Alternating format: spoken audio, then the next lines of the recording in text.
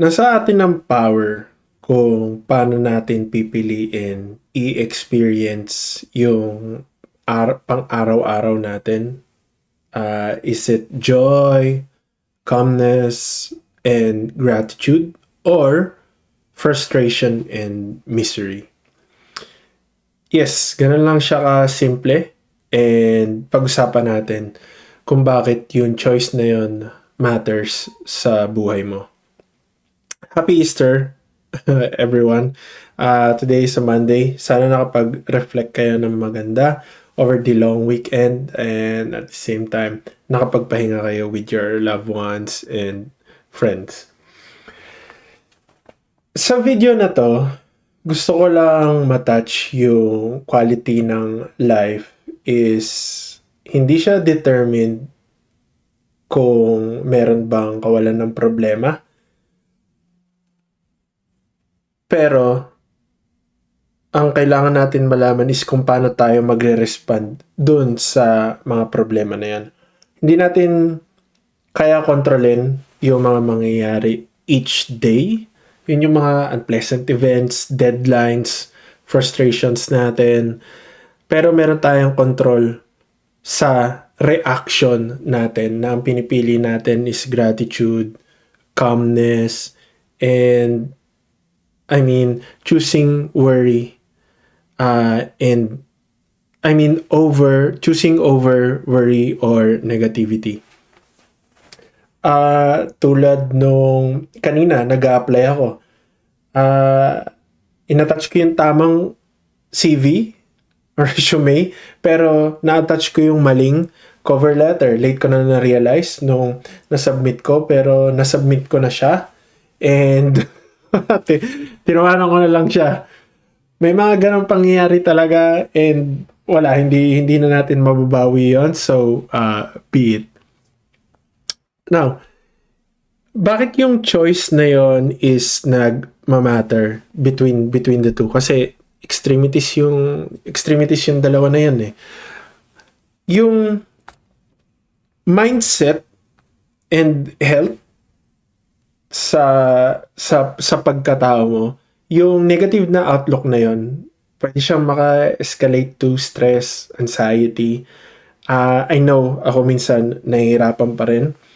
Pero yung positive mind thoughts natin, talagang positive mental attitude mo, nakaka-boost yun ng resilience, reduce stress, and even improve relationships kapag nakipag-network ka, talking to your partner.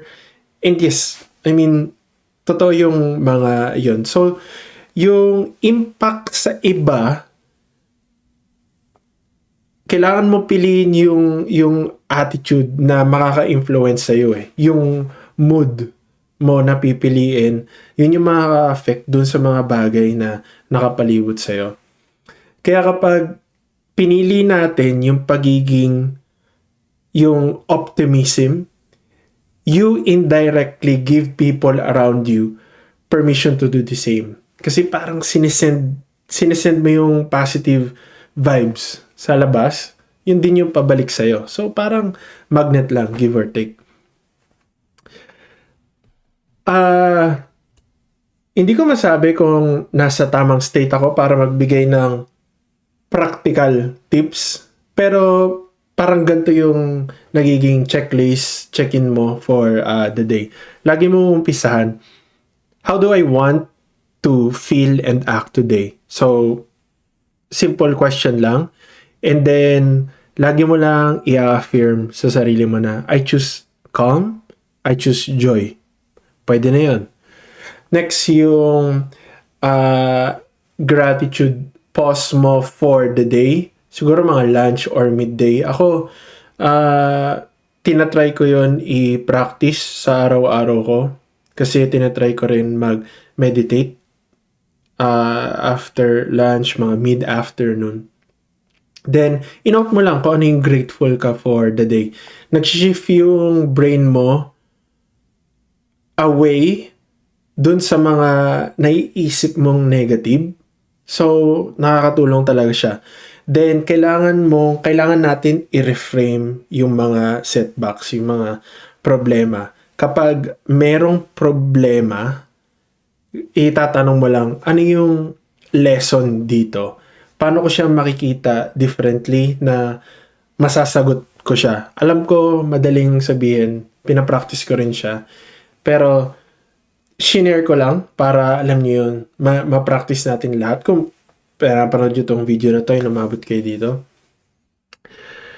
And then yung end of day reflections natin before bed, alam niyo yun, reflect something na one positive moment in the day, big or small, that you choose to appreciate. Kasi kami, nung wife ko, before kami matulog, tinatanong namin kung saan kami grateful for today. Na-share yun ng isa kong colleague sa previous company ko, and sinusubukan namin i-try yun on a day-to-day basis, and alam niyo yun, it works. So, kung hindi naging okay yung araw mo ngayon, okay lang yan.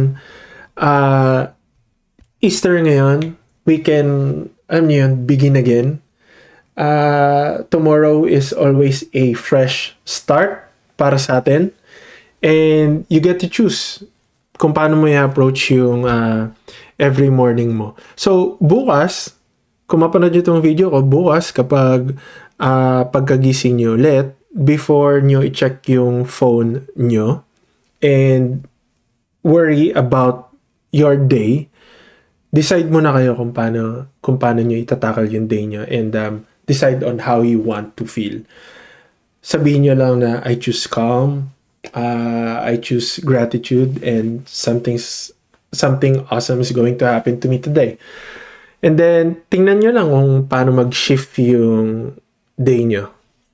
Sa akin, so far, it works, and sana sa inyo mag-work din.